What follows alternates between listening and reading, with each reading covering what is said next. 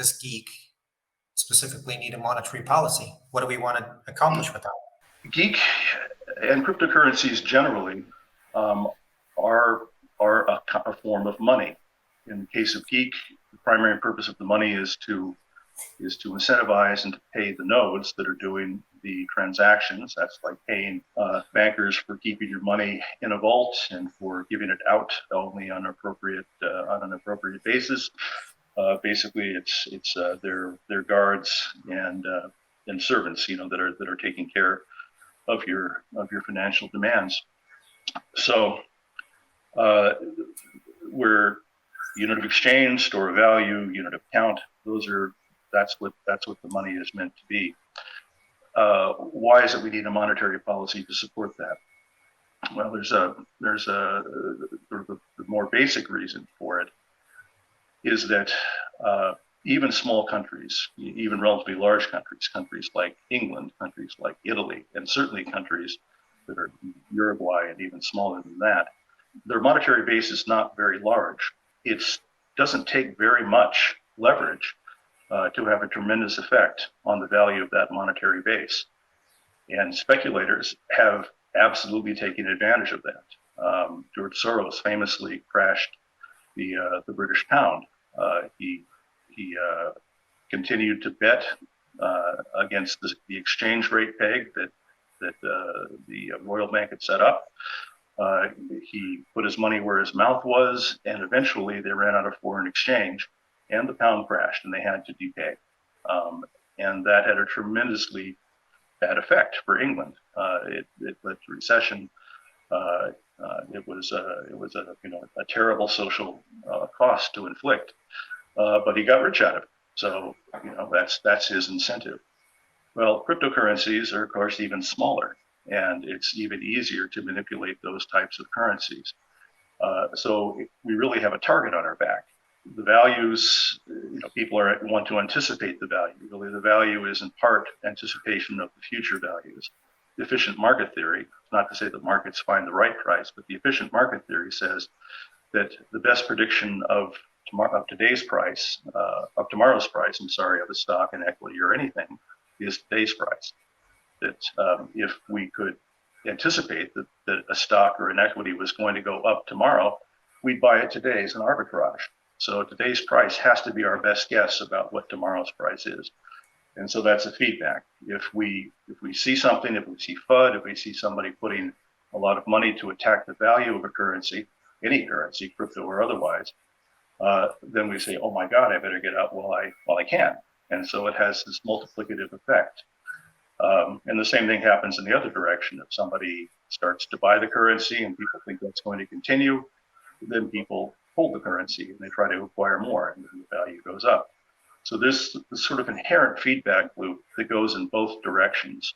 So now what does that give us as a kind of money, as a unit of value, as a unit of account, as a store of value? It creates an extremely risky asset. And if you're trying to use this for a store of value, for example, if I'm using it for retirement or I'm using it for this for a general investment, something which is risky, you discount. You have to take account of that risk. If you give me 7% with certainty, that's great. If you give me 8% in expectation, but with a variation between 0 and 20%, that's a lot less valuable to me because I'm not a variable. I have to live. I have to eat. So I actually have to have those resources available. So risky assets are per se less valuable than non-risky assets.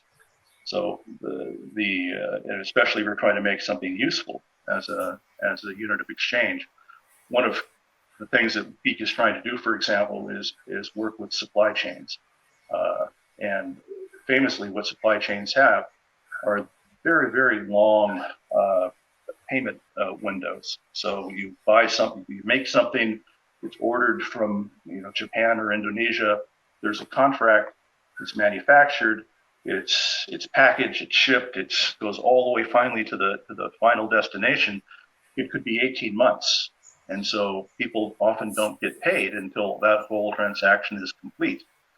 Well, that exposes people to a tremendous amount of exchange rate risk and inflationary risk, as whereas just the ordinary risk is somebody's going to go out of business. So that makes business very difficult. It means that we can't sell at the best prices because we have to discount for those risks. All right, so in that application specifically, risk is a terrible, terrible thing, and even ordinary currencies are not optimal. All right, so what's the solution? Well, there isn't really a solution, but we can make things better, and that's what we the monetary policy is trying to do. So the short version of it, we want to create a known and consistent set of buy and sell offers at various prices. And so, as an example, let's say the exchange rate of geek, to pick something easy, is $1.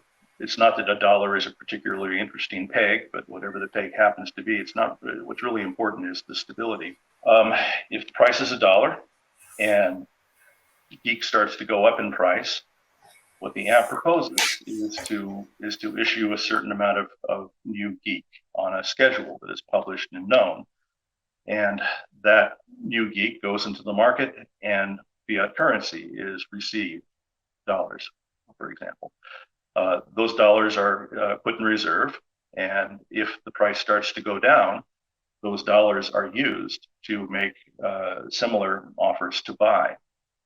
And so what this means is that if you're going to try to speculate, if you're going to try to change the price of geek, simply trying to chase people away with FUD or to say, wow, the price is going up, let's buy a lot, or the price is going down, you better exit.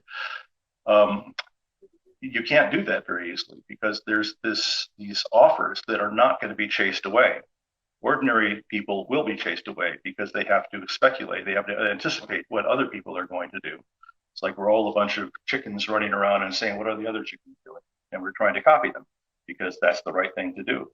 Here, there's this really, really dumb chicken that's just buying and selling algorithmically without any concern for what future values might be. So that's something that's not trivial, and it makes it it makes it expensive to try to run that kind of operation. And